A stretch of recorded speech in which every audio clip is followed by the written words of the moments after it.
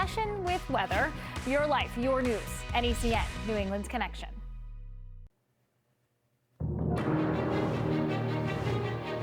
Welcome back. It is 11 o'clock on the dot, and we don't have a decision yet, at least nationwide. We do here in a number of states in New England. New Hampshire, NBC News projecting Joe Biden the winner of the Granite State.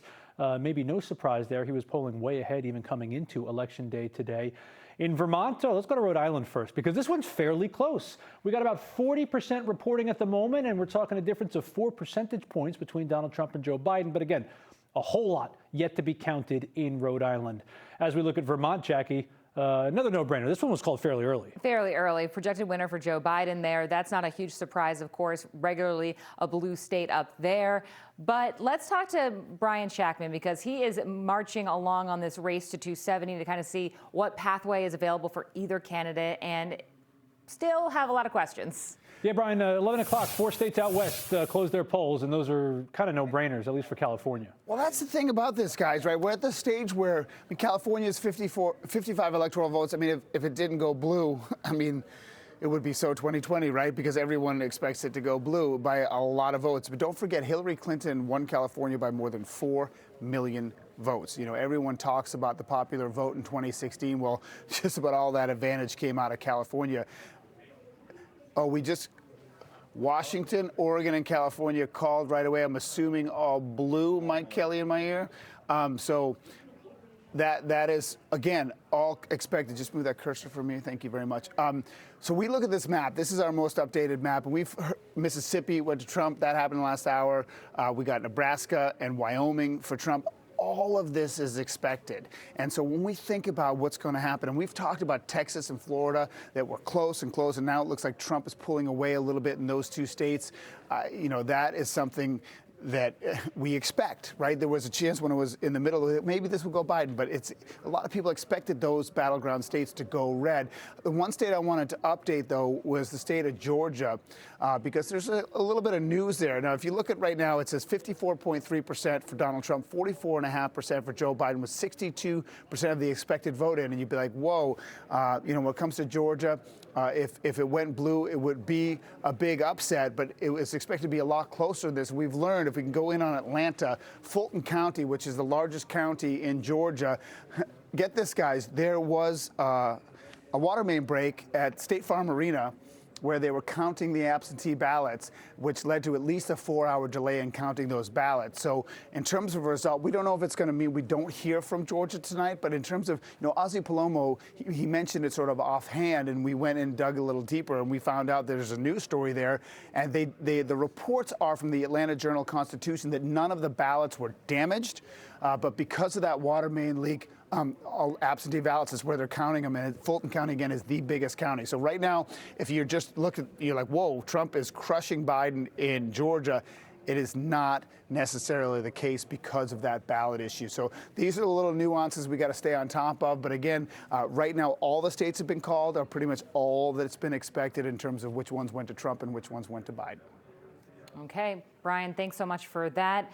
And, we're talking about all of the races, including the Senate races as well. The ballot questions, still a lot to be talking about this evening. Yeah, New Hampshire was one of the ones that was kind of interesting because Biden had a lead in the polls coming into it, and maybe it wasn't a slam dunk. It took several hours for them to actually call the state for Biden, one of many states in New England that Biden has taken. Yeah, and on NBC News' website, that is one of the battleground states, the only battleground state that has been called thus far when they talk about those key battleground states. Let's get right out to our Catherine Underwood, because she joins us now.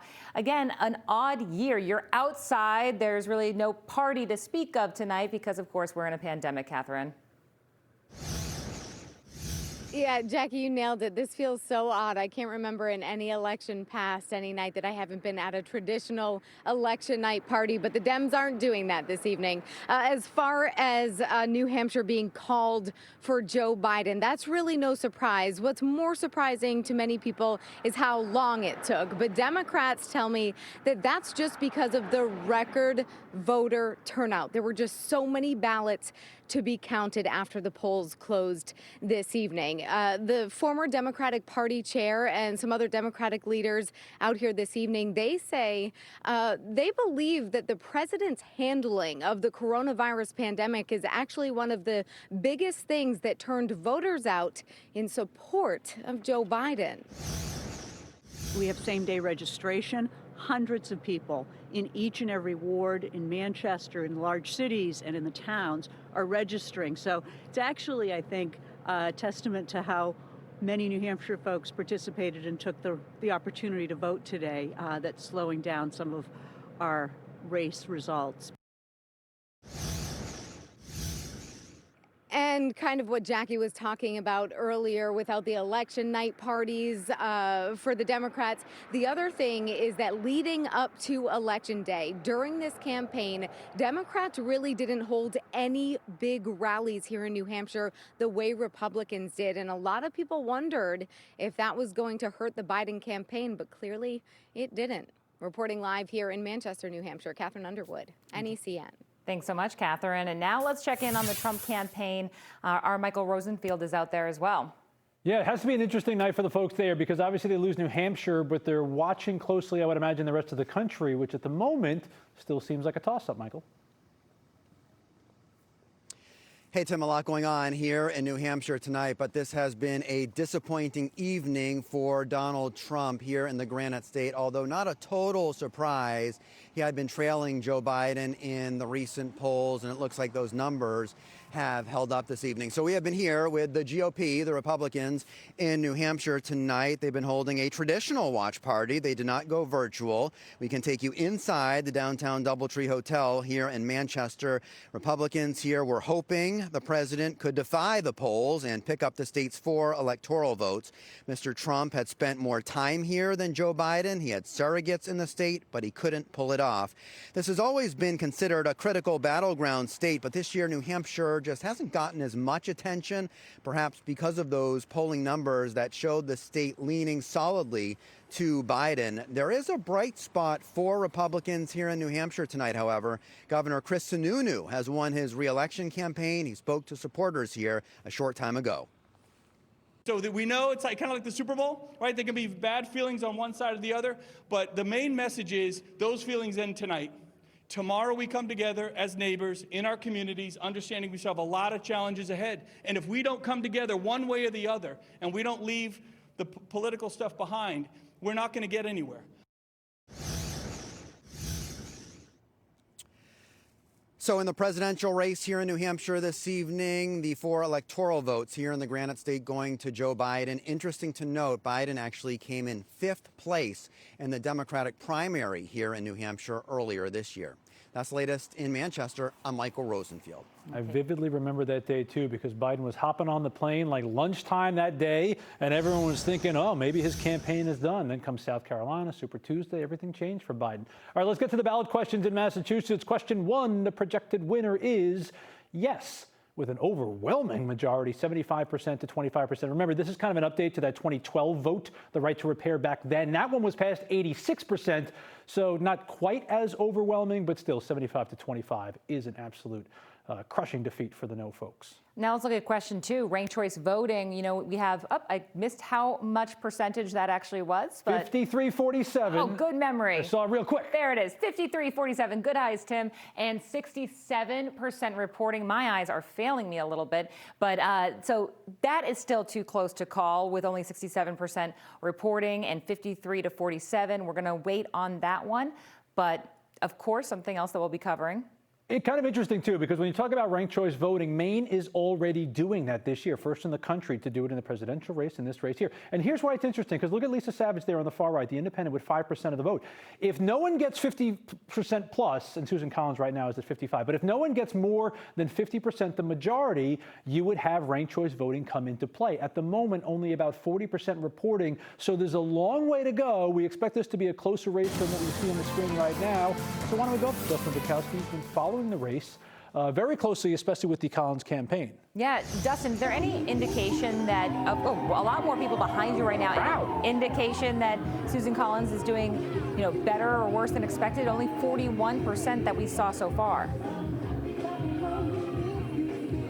Well, you got to remember that there's a lot of different sized towns and cities in Maine, and all of them have to tabulate their ballots. So it's going to be a little bit until we have a final say whether or not Senator Collins is going to be reelected. As you may have seen if you've been with us all night, Senator Collins was out here earlier, certainly not giving a victory speech, but instead thanking some of these folks who are dancing, having a bit of a COVID distant party behind us. The senator talked about some of the key themes of this race and some of the key themes she's tried to stick to. Collins, who's been in office about 24 years or so, she's kind of trying to avoid a Democratic push to focus her campaign on President Trump, national politics. She's trying to tap into that goodwill she's built up over time in Maine, only recently challenged by backlash to decisions like her vote on Justice Brett Kavanaugh. Collins talked about the attacks against her tonight. She talked about the money into this race from out of state, but more relevant to this moment, election night. She talked about the weight, that ranked choice or not, we may not have a winner in Maine Senate contest for a while. And you know what? Her supporters here completely agree. Obviously, very, very possible we're going to be here late into the night, but we're still confident that it's going to be ultimately a happy evening for us. Well, I wish that I could thank each of you by name. That would take all night. On the other hand, we may be here all night. But I am so grateful to all of you. We talked to one other gentleman in the crowd here who says that he's going to wait up until he knows as much as we can know. And that may be a great way, Tim and Jackie, to sum it up, because if this thing goes to ranked choice, we could be here for a week or 2 weeks. He's going to have to sleep at some point if that is the case, but nonetheless, we love the dedication. Let me ask you a question here, Dustin, though, because it was kind of interesting, Susan Collins, to give a speech this early in the night. Any indication from her supporters or anyone from her camp why she made the call to kind of give that speech at, what was it, like 9:15?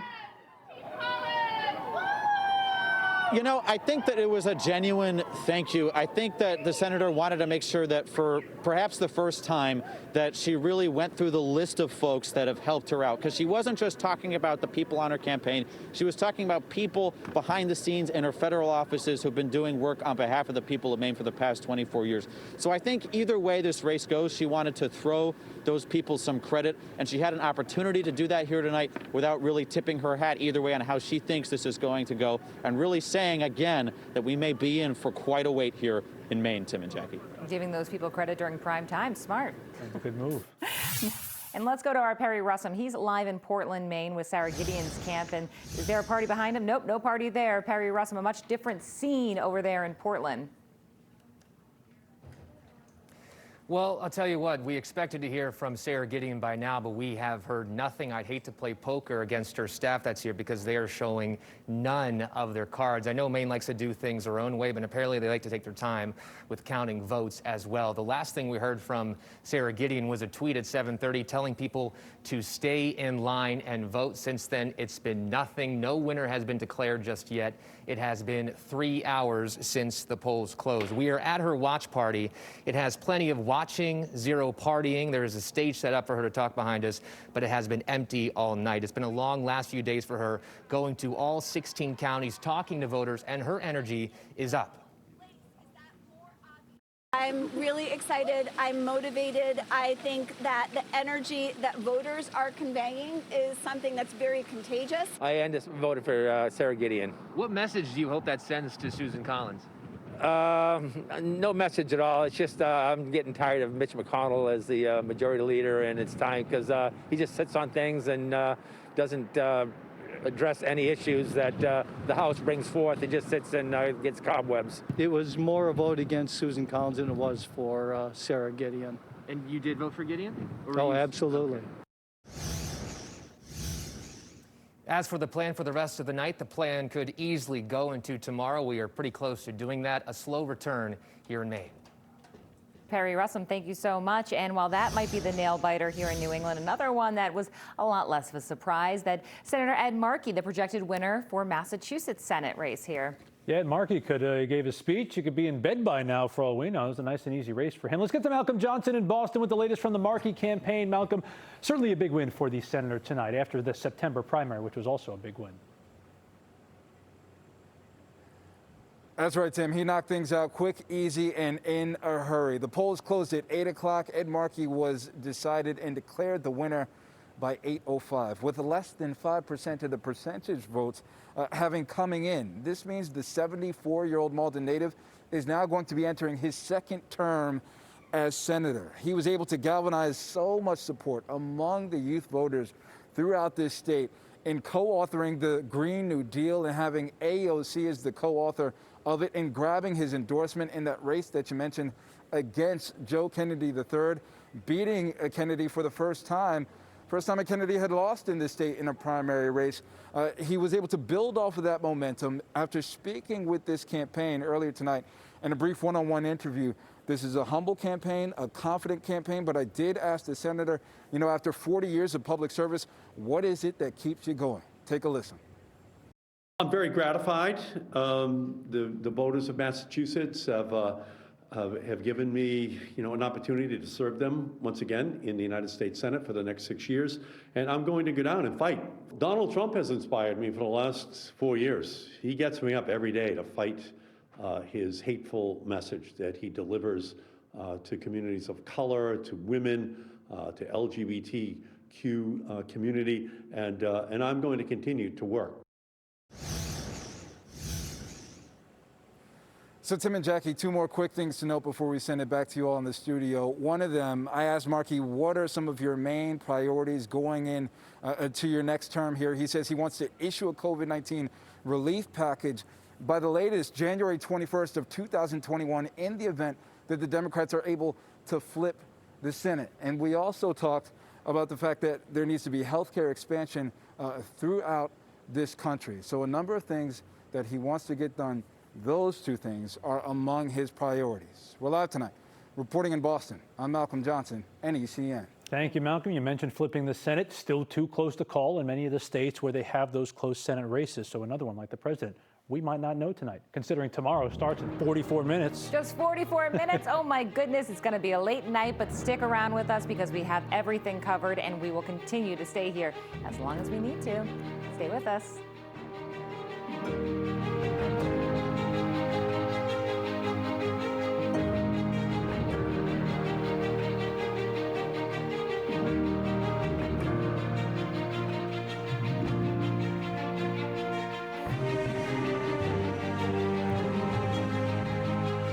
Get more than just the headlines. Join Jackie and Tim as they take a deep dive into the biggest news of the day. Here on the 10, we make it our mission to dig a little deeper. 10 straight minutes on the topics you want to know more about. We want to take a second look at what ranked choice voting is.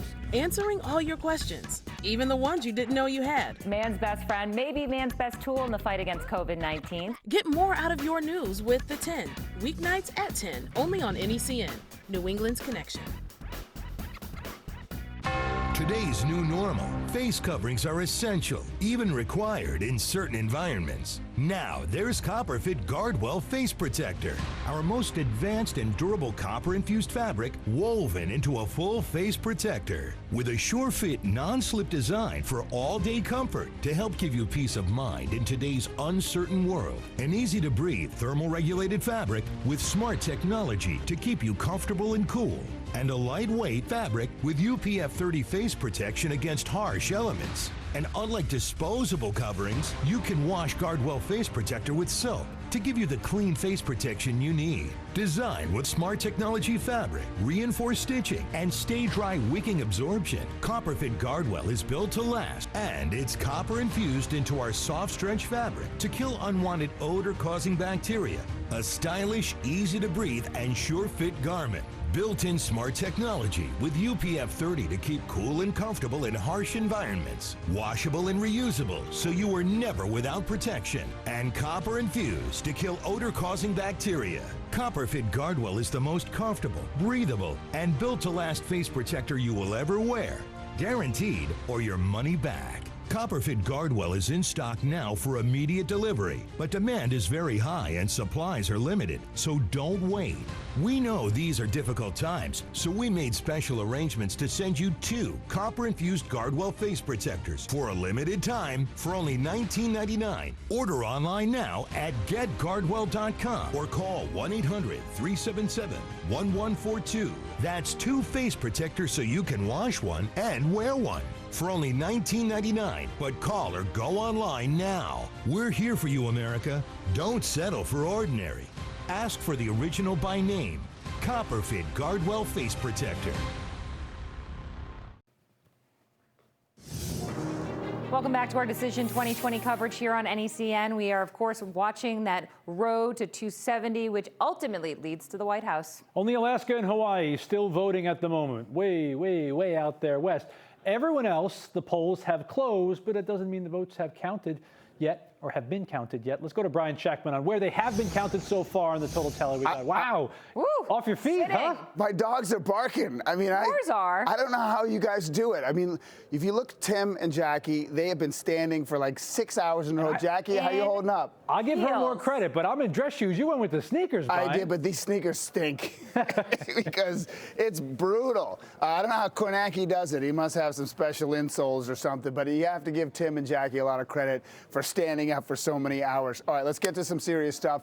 I've talked about all the various paths that Biden may have to win the White House. I talked about that sort of mid-Atlantic and the Midwest. Well, North Carolina is another state that we've been keeping a close eye on, and right now it has expanded a little bit in the lead for Donald Trump, 50.1% to 48.7%, 95% reporting. So it's about 75,000 vote difference, so it's definitely trending red. So that's something to keep in mind, and I'll explain in a minute. But I also want to just take a quick look at the Senate seat, because that's another one we talked about. And Tom Tillis, Cal Cunningham now behind by 1.7, which is kind of fascinating with 94% reporting. It still says too close to call, but Tillis won by like 1.7% in his previous election. So he's used to razor-thin margins. We still keep an eye on it. It's not called, but again, this was a Senate seat that the Democrats hoped they could get. For repeating, Cal Cunningham had a bit of a controversy a couple weeks ago. Some text messages were made public between him and a woman who wasn't his wife, and they thought maybe it would bring him down. It didn't initially, but maybe it hurt him in that silent vote that came out today. Just taking a quick look at the map, because North Carolina, in terms of paths, and again, I haven't talked about this in a couple hours, so I just wanted to repeat it for folks. When you think about this is the 2016 map, right? And so far, everything's held basically true to form to that map. And if somehow Biden came back and won it, which right now it's not trending in that direction, that would get Biden to 247, and that's when Michigan and Wisconsin come into play, because if he got those two states, it would get him to 270. Right now, that path not looking great because Carolina is trending red. But again, it's too close to call, and it hasn't been called as of yet. So that, in terms of toss-ups, when we talk about the battleground, what might flip. Right now, it's not looking like Texas, not looking like Florida. We're going to keep a really close eye on Georgia. And right now, North Carolina and Ohio are both trending red at this hour. So we'll take maybe the next half hour, take a closer look at the state of Arizona. Okay, that's going to be a very interesting one. Arizona, of course, that Maricopa County, somewhere that a lot of people are looking at. We're going to have to get back to Biden to find out more about how things are going there. It's 11:22, and this is exactly essentially where we started. All the states we thought would be in this column are in this column. All the states we thought would be in this column are in this column. The swing states, well, they're still up in the air. That's why they're swing states. That's why they're battleground states. We're going to keep an eye on it, though, as those numbers get to 100% reporting. We got a lot more election coverage ahead. We certainly do, so stay with us as we continue to count down to 270. Follow the Senate, follow everything as we continue to battle for how things are going to shake out for the future of Washington. Are you ready for winter? Forecasters are predicting a brutal winter this year. The 2020 F-250 with Boss Plow is starting at $40,995. Come see why Stoneham Ford and Watertown Ford are your commercial truck headquarters with over 600 commercial vehicles available. One of the things that I learned by being part of the VA is just like in the military, everybody plays a part in the mission. When people talk to me about coming into the VA and they say, no, my answer's constantly been, you're giving up something that you earned. The VA works on supply and demand. The more veterans that utilize services, the more services the VA is able to provide. There's no time like the present. Sign up and get yourself in the system. Connect with the benefits you've earned and deserve. Call 844-VA-CARES. Oh my gosh. Wow. Who am I? Under eye bags and wrinkles are so frustrating. I came across Plexiderm and I was so excited. We have a model. All he's doing is taking a small amount. It's so powerful, that's all it takes. Tightens the skin and smooths it out. Gently rub it underneath your eyes, on your fine lines and wrinkles, and it visibly disappears in as little as 10 minutes. You know, I felt something happening, but I had no idea. Like, I have so many dark circles, I have the puffiness, I have the lines. Like, it's amazing. I love it. Holy words I can't say on camera. This is absolutely unbelievable. I mean, I could feel it just lifting my skin. It was amazing. It feels good, feels great, looks even better. This Thanksgiving is the best time to get Plexiderm for only $14.95 and see it work for yourself after your first application. Your solution is at plexidermtrial.com or call the number on your screen.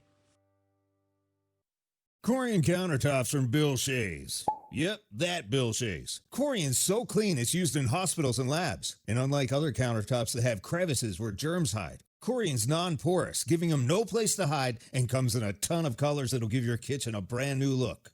Call Bill Shays. Install the cleanest countertops you can put your hands on. Call the company so serious about countertops, they put it in their name. Bill Shays Countertops. Because when you say Shays, you make your new counter tops.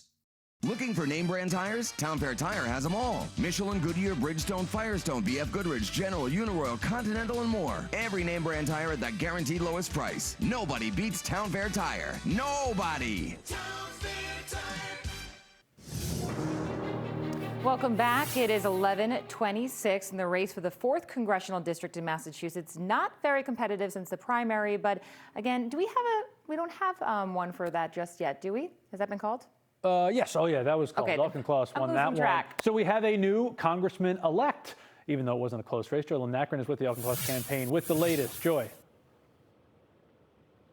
So just moments ago, we heard from Jake Auchincloss, who is the presumptive winner of the 4th congressional district. And although the results are not official, he has already made an acceptance speech. Now, Republican Julie Hall has not conceded, but as Auchincloss says, the numbers speak for themselves, showing Auchincloss with 68% of the vote. And both candidates are military veterans. They've been battling it out for the state's only open congressional seat, vacated by Congressman Joe Kennedy.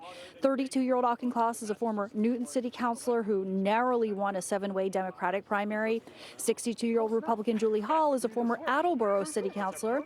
And Auchincloss, the presumptive winner again, emphasized his commitment to progressive policies, including climate change, racial justice, and reproductive rights. Tonight's about this country's opportunity to rebuild after 4 years of an administration that has left us weaker, sicker, poorer, and more divided than any time since the Civil War. Together, we can chart a course of renewal. And we did reach out to Republican Hall for a comment, but our calls have not yet been returned. And of course, as the results are not yet official, we're going to keep following all the latest developments. For now, we're live in Needham, Massachusetts. Joy Lim-Nakrin. Okay, thanks so much, Joy. And of course, businesses in Boston are preparing for the potential, although right now it still looks very calm out there, but they're preparing for the potential for civil unrest as all these election results come in. You can't get mad if you don't have results just yet, but the business owners are kind of looking at the week ahead, not just tonight, as tonight ends in 32 minutes from now. Eli Rosenberg's been in Boston all evening long next to some of those boarded up buildings. Eli, relatively quiet. I don't even see a car on the street behind you. Yeah, it is very quiet out here. That is Newbury Street in Berkeley where we're standing right now. In many ways, life going on tonight, but it does against this backdrop right here, from this Brooks Brothers to a number of other businesses in this area boarded up. Police, though, are ready. We saw that earlier today. Just as the polls closed, the work only intensifying for those spending election night boarding up Boston businesses. Crazy out there. Very crazy. Very busy right now boarding up the whole city. And nearby a sea of blue. More than 100 state police lined up and ready and waiting. The actual divide between like the whole country is just, it's astonishing. I would have never thought it would have been like this. The work started early. Crews barely able to keep up with all the demand. Some of the nicest stores in Boston suddenly dressed in boards. There's so many scenes you see around the city that you would have never imagined that this was America. As the city prepares, hoping it's all for naught. Go about this a different way instead of, having to board up the whole Boston just for a couple of days, And state and local officials have said there are no credible threats against Boston. So far tonight, that seems to be the case. It will be interesting, though, to see how long these businesses remain boarded up with so much unknown. In Boston, I'm Eli Rosenberg. Okay, well, that is great news. That is one positivity. I think a lot of us were, a little concerned about what we could see, whether, something. Either way, what could happen out there tonight? Let's go back out to Eli, because I know the police commissioner and the mayor kind of spoke about it beforehand as well, leading up to Election Day, just about telling people remain calm, try not to get kind of out of control. I know tonight's obviously different because we don't have results, but I'm assuming these business owners are really planning for the days and maybe weeks ahead. Yeah, there is so much uncertainty, and these businesses that have been hiring these companies have been so busy as well. In fact, let's show you right here, this Brooks Brothers we saw tonight. They actually came in. This is the door on the Berkeley entrance. That can open and close, and we saw people coming and going from this door right here. So there is the potential these businesses could be boarded up, and these companies that are doing this have been staying busy through the night. We talked to one guy who is going from business to business. He had a long list of addresses to hit. Another one texted me saying he just got another job in the area as well. Also important to note, the governor activated 1,000 National Guard members. Not clear how long that activation will last, but there's a lot of play here and a lot of people who have spent a lot of time and money getting ready, and still so much unknown tonight. Okay, better safe than sorry, but of course, it's always sad to have to see boards on any store like that. Eli, I don't know how late we're going into the night. If any of the owners come back of that Brooks Brothers, I'm a 35 arm length, so just grab me a couple of shirts, because we might be here till the morning hours. Speaking, I don't know if Brian Shackman's still in his seat. I think he was changing his shoes. A little wardrobe change for you yet, Brian? I should. I'm getting punchy as all get out. I'll tell you that. No, I'm keeping it together. Like I said, if you're joining us, I couldn't find good purple, right, to be neutral, so I had a blue shirt, so I got the red shoes to balance out my politics on my clothing. Arizona is something people really need to focus on right now. There are some people outside of our NBC Universal universe that really think Biden's going to win this, and I just want to update you with 75% reporting. Biden has 53.5% to 45.1%. And again, still a quarter of the votes to be tallied, but this would be a flip, and that's important to note. And again, it's not official, but he is winning. I also wanted to update you on that Senate race because it's one we talked about a lot leading in. At the moment, it doesn't look like the Democrats can flip the Senate, but if Mark Kelly beats Martha McSally, that definitely gets them one step in the right direction. 75% reporting, still too early to call, but a double-digit lead for Mark Kelly, the former astronaut. And, of course, Gabby Giffords is his wife. She was a congresswoman who was sadly shot at a campaign event and, of course, led to an incredible amount of gun reform. She's an amazing person. Right now, he is winning that race. Now, if we want to broaden it out, let's talk about Arizona. And, again, as we get cycles in our audience, what is the path if Arizona comes through? And this is the 2016 map. And right now it's relevant because everything is held true to form. Nothing has really changed. So if Arizona changes, right, and then some people think that we can also get a situation where Biden wins Wisconsin and Michigan, then you get 269 to 269. And I talked to several strategists on both sides of the aisle tonight, and they said this is highly unlikely. It doesn't look as unlikely as it did a couple hours ago with Arizona being led by Biden right now. And so in terms of civics, what happens with a 269 tie? Well, it goes to the House of Representatives.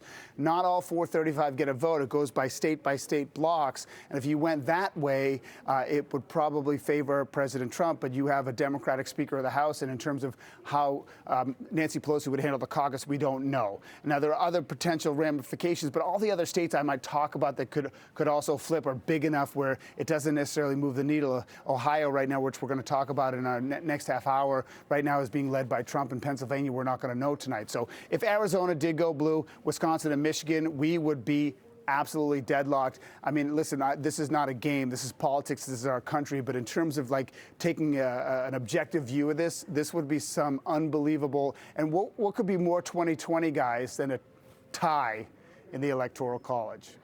Well, you know, and essentially pushing it off to 2021, essentially what that means, right? It's just we just take the year, we throw it out the window, and then push off the vote till next year. You know, it's interesting that I look at a lot, though, Brian. Hillary Clinton got 232. So when we talk about flipping states, I do the math in my head. I say, well, she would have needed 38 more electoral votes, right? Right. And Arizona's 11. But you're still far away. I mean, Biden is still far away if you're talking about even just flipping the one state. That's where those other ones come into play, right? Sure. I mean, obviously, he would have to hold true to form with all the other states, and he'd have to win Wisconsin and Michigan, which Clinton did not win. So a lot of still would have to happen. But that, you know, we've talked about the states. Again, we had Biden leading the Real Clear Politics average in Wisconsin by 6.6% going into the election. It was only about 2% in Michigan. But if Biden doesn't win Wisconsin or Michigan, it's game over. Right? He really needs to win those two states. And so I look at paths. We talked about Ohio and Pennsylvania. Ohio's not looking good. So Pennsylvania, Michigan, Wisconsin, that's one path. And Arizona, Wisconsin, and Michigan doesn't quite get him there. And Brian, you had some theories about polling coming into this night. Is this starting to, you know, make you question polling a little bit, or how are you feeling about that? I mean, you want my soapbox? I don't have anything to stand on. There's two things that I'm really frustrated about in terms of the political system modernizing, and one of them is polling. I think with the digital era, the way people handle phones and the way they don't answer them, and I just think it's just an antiquated way to do things. We need to find a way, if you want to really gauge how this works, we have to find different ways to do it. I don't think we've made it contemporary enough. And there's so much money in polling, and they invest so much that they're resistant. The other thing is phone banks. I mean, no offense to Beto O'Rourke in Texas, but they were like touting how many millions of phone calls they made in Texas to phone bank for Joe Biden. But if they make 1 million phone calls and 900,000 people don't answer, what does that help any political party? And so I think that these ways of trying to campaign need to be adjusted for the modern era. Another myth that might get squashed is if early voting really means a more blue turnout. A lot of people are saying that a lot of those people might be, you know, more Biden, but maybe it was just easier to vote earlier for pretty much everyone. Yeah, I mean, this is one of those things where I just talked about modernizing something. And again, I'm talking about my own personal viewpoint.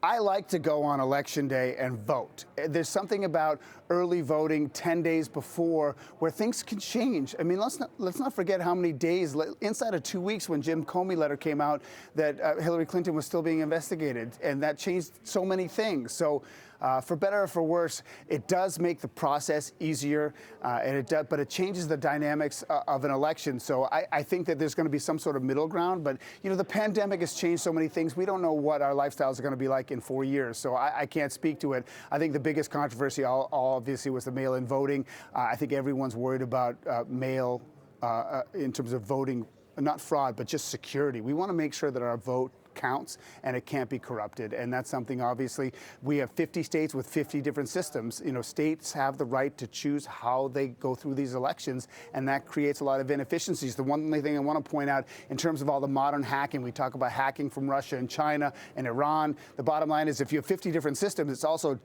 more difficult to do some massive hack job. So it has a little bit of positivity, but in general, 50 states having 50 different systems is very inefficient.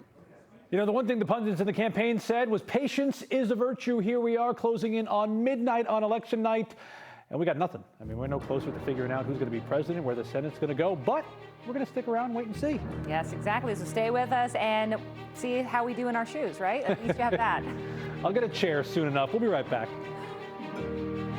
Do you have a coffee smile? Drinking coffee causes yellow teeth for thousands of people just like you. And whitening toothpaste just doesn't make those stains go away. Introducing Power Swabs, the first teeth whitening system that lifts coffee stains off your teeth in less than 5 minutes without whitening strips or trays. The secret is a tooth detergent and whitening agent developed by Dr. Martin Ginniker that lifts stains off of your teeth. Power Swabs remove stains on natural teeth, veneers, bonding, caps, and crowns. The best part is, you just swab your teeth for 5 minutes and you'll have whiter teeth. No more sitting at home with a whitening strip or tray in your mouth for 30 minutes twice a day. Call for your 5-minute solution to whiter teeth. Get a beautiful smile this Thanksgiving with a 40% off discount. Plus, get free shipping and a free Quick Stick pen. Visit powerswabs.com or call the number on your screen.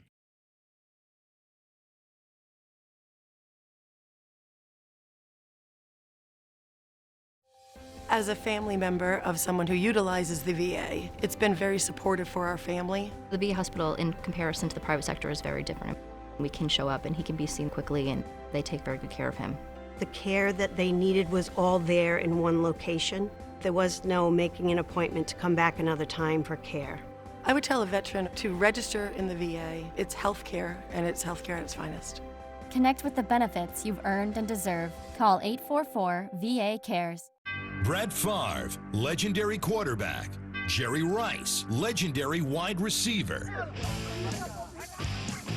When legends play, they wear CopperFit Advanced Back Pro. CopperFit's best-selling compression back support just got better with new double-band adjustable supports for customizable compression when you need it most. That's what I'm talking about. 4 built-in stabilizing supports designed to improve posture and help reduce lower back stress and strain. You have back pain, and it's affecting your everyday life. Do something. Since I put this on, I feel so much better. The core is the most important thing. To know that I'm stabilized here. Whatever I'm doing, I can give it 100%. Call 1-800-979-8521 or on the web at advancedbackpro.com for only $19.99. This does feel good. That's what I've been saying.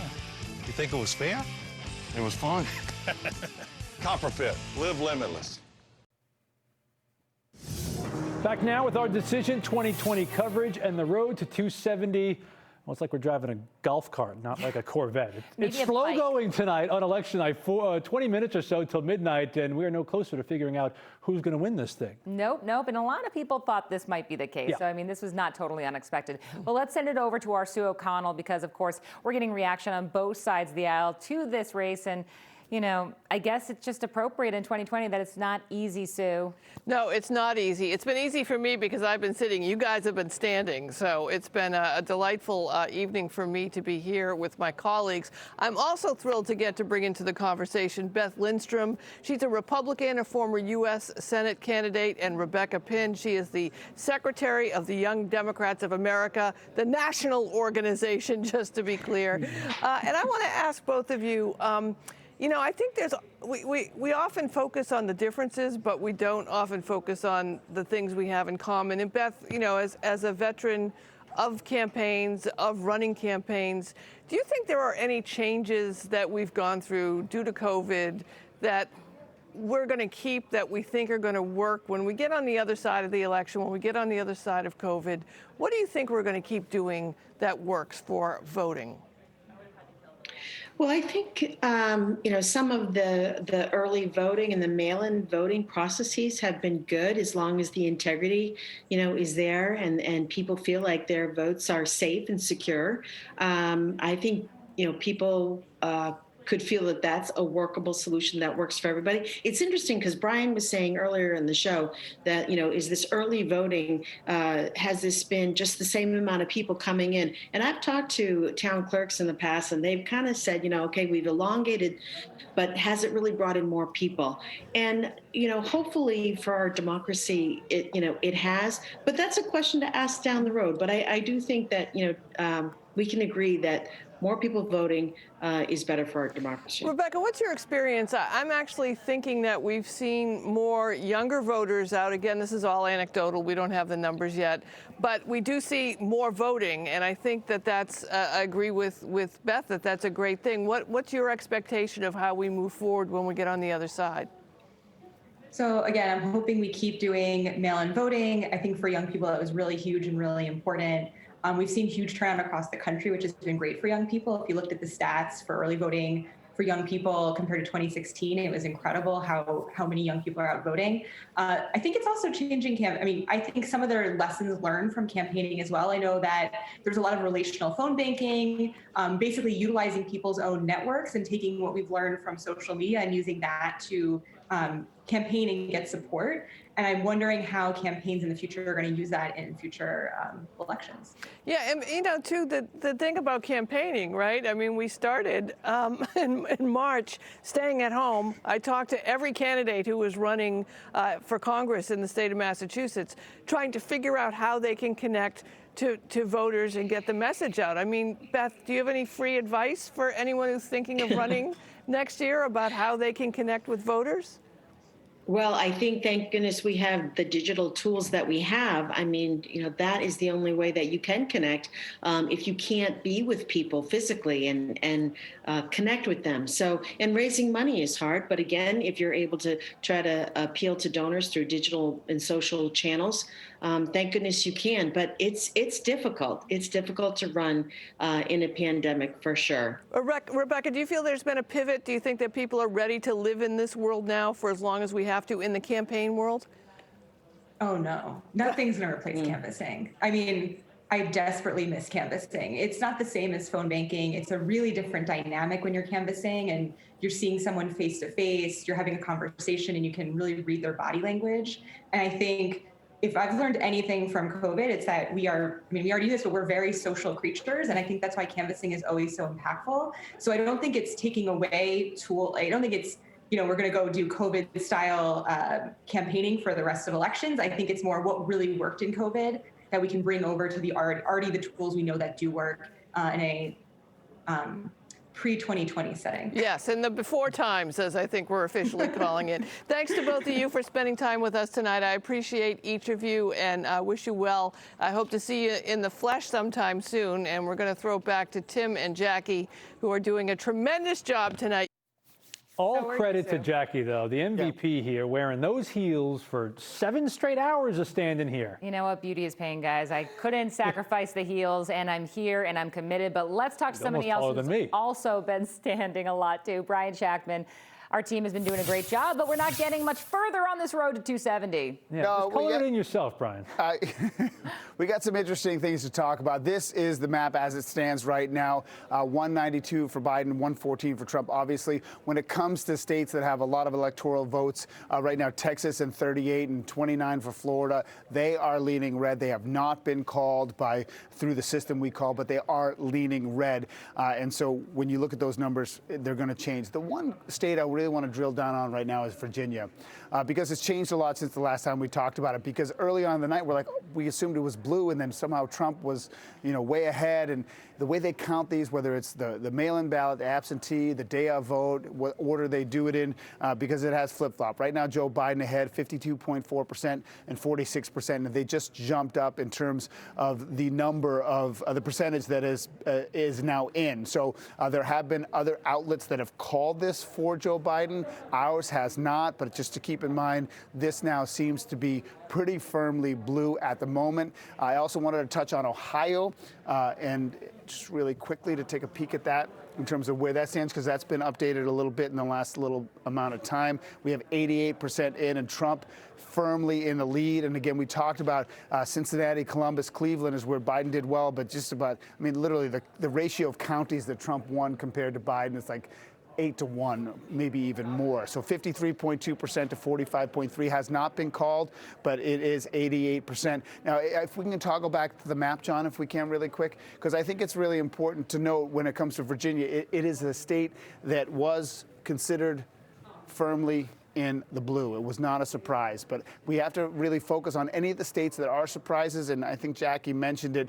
Arizona right now is it one to watch overnight. So as we go towards saying goodnight to you, and we talked a little bit about Ohio and Arizona. Arizona is one state that right now Biden is very competitive in, and it looks like it's trending in that direction, that it could stay that way. So guys, when we talk about all of the things that have happened that were expected, Arizona right now is the one that isn't expected that Biden has a chance to flip. I'm not saying he will, but right now he has a chance. Brian, click on Nebraska real quick, because I think it's interesting. When you play this out and you got the 279 to 279 tie, of course they're calling Nebraska red, but they split their votes there. So there are 2 undecided still left. That is correct. When I calculate the potential tie, that would assume, the assumption there is that Trump would get all of those. But you're right, there are some electoral votes outstanding in Nebraska. We actually just discovered how to toggle that on the map, but that is true. But I think in terms of that hypothetical I gave you, that was giving all of them to Trump. It is interesting and very 2020. It could end up being like half of Nebraska decides the presidential election. Wouldn't that be something? All right, we got a little more coverage left because we're going to go all the way to midnight, even if there's not final results. We do have a lot of results to go over all over New England, right? Some Senate races, some ballot questions, a whole lot of it. We're going to catch you all up in case you missed anything. We'll make sure that you are all set by the time we hit midnight, so stay with us as we get closer to the middle of the night.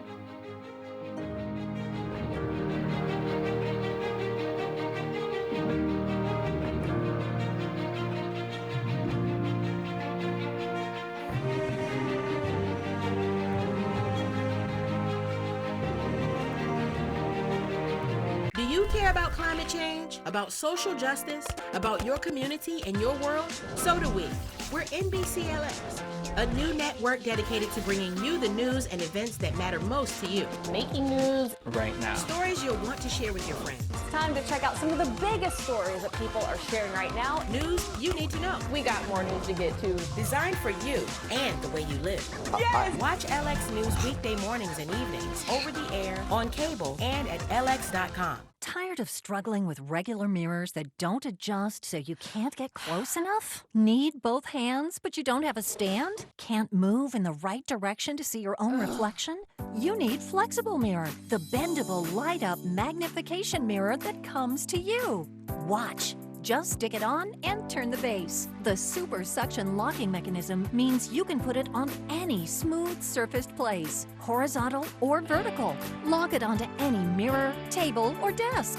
Use it in the shower, even on a window. The secret is Flexible Mirror's super strong articulating arm that's attached with an ingenious ball and socket so it can swivel and rotate for the perfect angle. And look how strong it holds. The mirror is precision crafted with 10 times magnification and crystal clear optics. And with a soft glow LED ring, you'll get picture-perfect lighting to highlight every detail.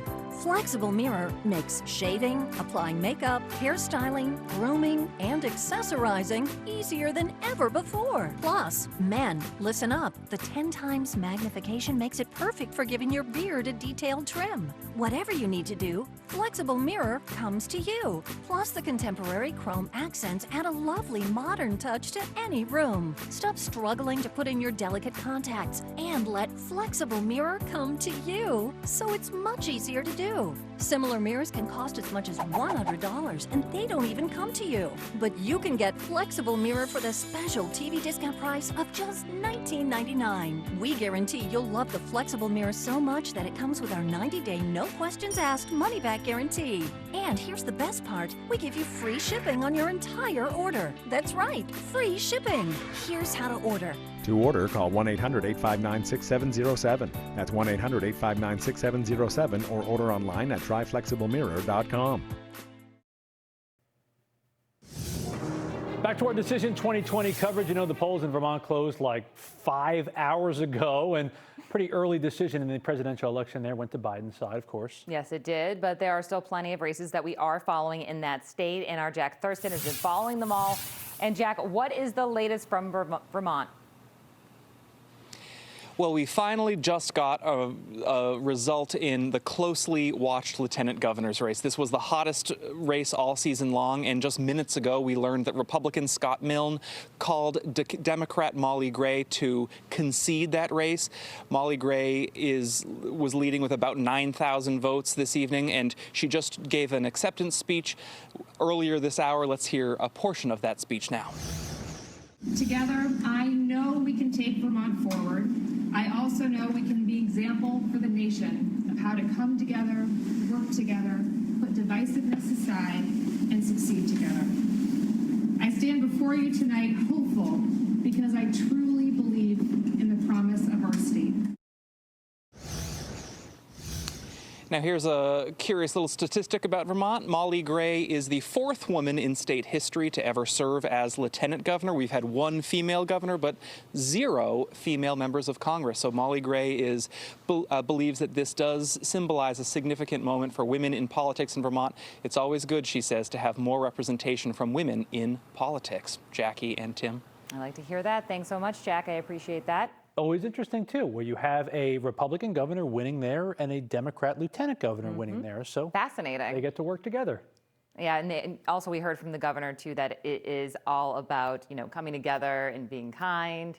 It's a really interesting message from him today. We got some coming together to do on this map here, Brian. We got a lot of places that still are in the kind of white-gray color. Yeah, but, you know, I want to touch on the popular vote. We talked a lot in this cycle about how Hillary Clinton won the popular vote, but did not win the Electoral College. And now that California is starting to report, we see, now listen, we don't know who's going to win, right? I mean, Joe Biden could win the election. We don't know. And I just think it's interesting to point out, though, that right now Biden has a popular vote advantage of close to 2 million, and California has a lot to do with it right now.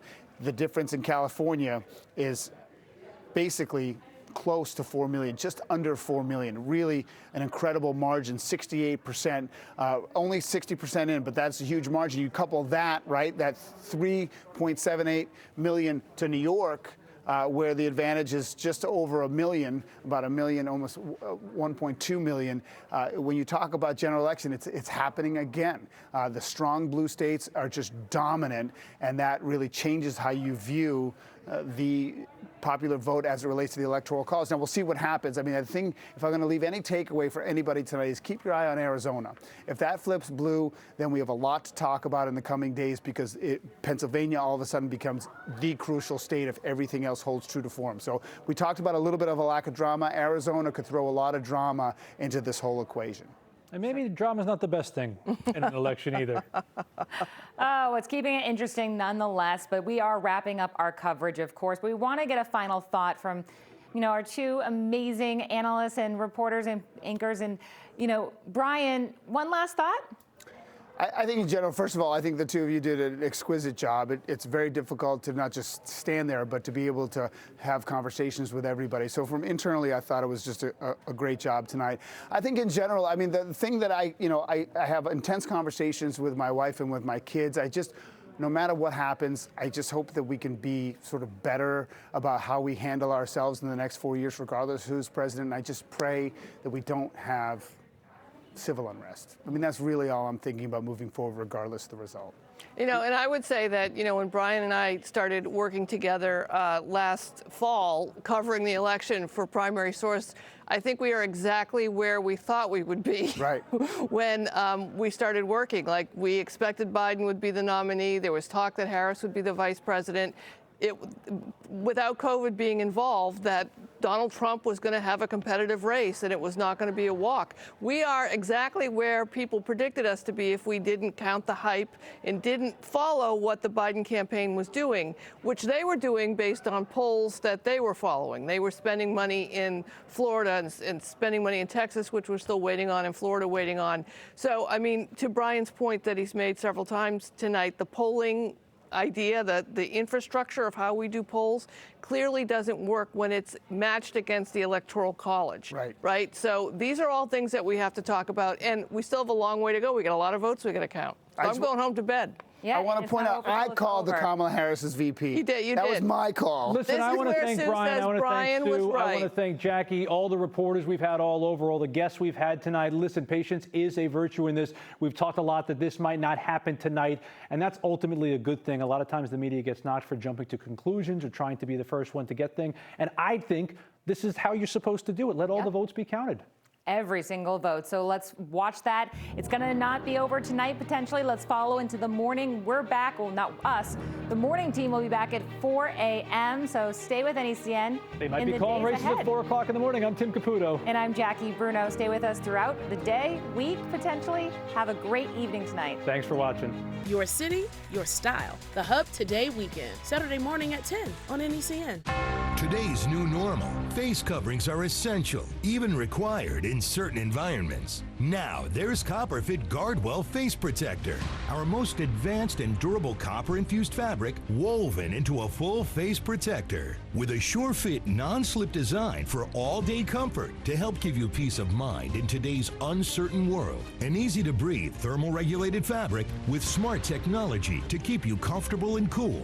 and a lightweight fabric with UPF 30 face protection against harsh elements. And unlike disposable coverings, you can wash Guardwell Face Protector with soap to give you the clean face protection you need. Designed with smart technology fabric, reinforced stitching, and stay-dry wicking absorption, Copperfit Guardwell is built to last, and it's copper infused into our soft stretch fabric to kill unwanted odor-causing bacteria. A stylish, easy-to-breathe, and sure-fit garment. Built-in smart technology with UPF 30 to keep cool and comfortable in harsh environments. Washable and reusable, so you are never without protection. And copper infused to kill odor-causing bacteria. Copperfit Guardwell is the most comfortable, breathable, and built-to-last face protector you will ever wear.